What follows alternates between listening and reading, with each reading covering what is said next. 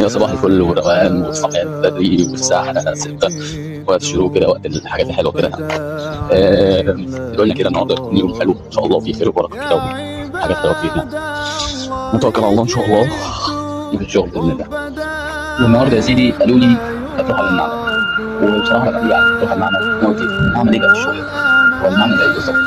يعني في معمل هنا في الشغل ده والكلام ده؟ أه، في معمل. يا ترى المعمل ده هيكون شكله إيه ولا عامل إزاي ولا هيعمل إيه؟ بصراحة استغربت يعني. قلت يلا حاجة جميلة، حاجة حلوة خالص. نشوف بقى، نكتشف بقى اكتشافات وحاجات جديدة وحاجات حلوة كده. بس يلا بينا، يلا بينا ندخل المعمل.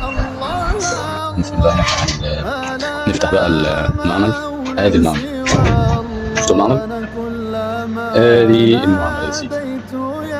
اقول لكم بقى تفاصيل ولا بلاش؟ اقول لكم تفاصيل يا سيدي. حاجة بسيطة كده. شايفين البتاعة دي؟ البتاعة دي بيتحط عليها المربعات دي، تمام؟ وبتعمل ضغط معين في البتاع ده لحد ما ايه؟